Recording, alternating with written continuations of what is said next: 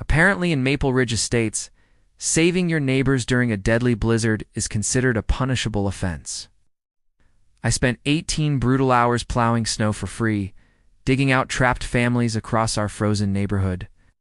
An 83-year-old widow, a Vietnam veteran recovering from heart surgery, all stranded by record snowfall. Diesel fumes still burned my lungs when HOA President Victoria Patone slapped an orange violation notice against my chest. $800 fine for unauthorized commercial snow removal, she hissed through perfectly whitened teeth. I told her nobody paid me a single penny for helping desperate neighbors survive. She said heroes were bad for property values and rules mattered more than intentions. The frozen paper shook in my numb hands while anger replaced exhaustion. Victoria had no idea who she just declared war on. My name is Jake Morrison, union electrician and widowed father of twins. 3 years ago, moving here felt like rebuilding life after losing Sarah. Maple Ridge Estates promised good schools, safe streets, and honest neighbors. Megan and Tyler were 16, still grieving their mother quietly. Cancer took Sarah after 18 months of chemo and desperate hope. We needed a community that believed in kindness over appearances. Most residents fit that promise during ordinary sunny weekends. Mrs. Elise baked cinnamon cookies and waved from her porch. Bob Kellerman shared war stories with trembling but gentle hands. Young families filled driveways with bicycles and chalk drawings. Then there was Victoria Petton, ruler of manicured lawns and grievances. Recently divorced, she controlled the HOA like a personal kingdom. Her white Lexus carried vanity plates declaring her authority proudly. She measured grass height with a literal ruler in smug satisfaction. 2 years earlier, she seized HOA presidency without real opposition. 6 months later, her son Derek launched Sterling Grounds LLC. Strangely, Sterling became exclusive vendor without competitive community bidding. Their emergency snow rate reached $250 per driveway.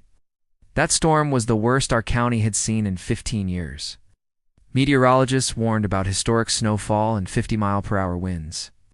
City crews announced they would plow only main roads. Residential streets were left buried beneath dangerous frozen drifts. At 4 a.m., I fired up my truck and plow attachment.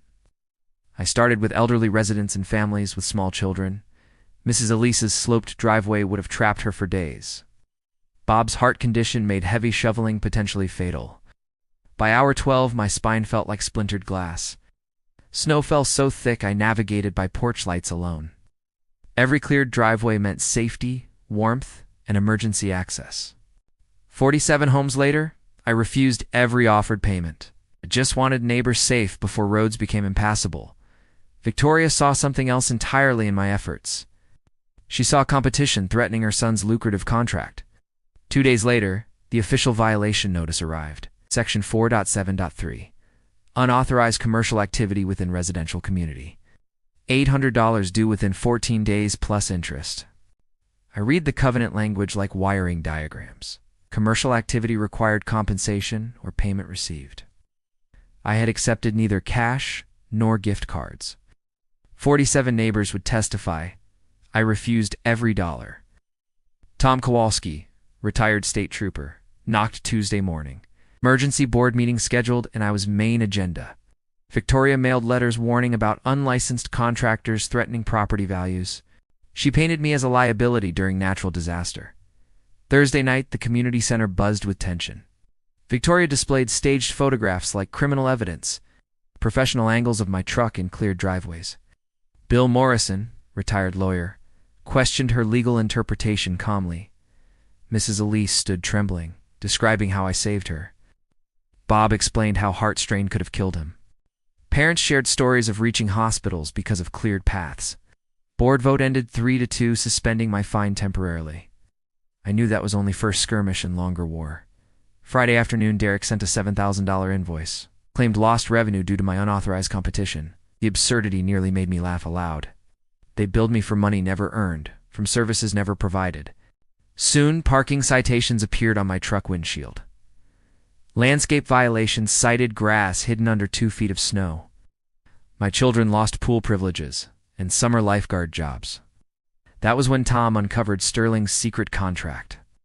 $5,000 monthly retainer regardless of actual work performed. plus inflated emergency rates during severe weather events. Victoria had signed contract without documented board approval. No competitive bids, no homeowner input whatsoever. Cynthia Walsh, board secretary, quietly brought authentic meeting minutes. Sterling contracts never appeared in recorded discussions. Victoria forged approvals after complaints began surfacing. Bill's financial analysis showed $127,000 overcharged across 18 months of exclusive vendor arrangements. 3 elderly residents were hospitalized after unaffordable snow rates. Dr. Kim documented injuries linked to overpriced services. Meanwhile, anonymous threats targeted my children at night. Security cameras captured Derek's truck cruising past at 3 a.m. Police reports transformed harassment into criminal investigation. Public records requests revealed more undisclosed family vendor contracts. Landscaping, security, pool maintenance, all tied to relatives. Conflict of interest disclosures were never filed legally. County investigators began reviewing financial documentation quietly. Local reporters caught wind of elderly exploitation angle. The final hearing drew 150 furious residents. Victoria attempted victim narrative blaming my harassment campaign. I presented timelines showing forged approvals and backdated signatures. Gasps echoed when overcharged totals flashed across projector screen. Federal investigators entered with warrants during escalating chaos. Victoria tried leaving but found badges blocking her exit.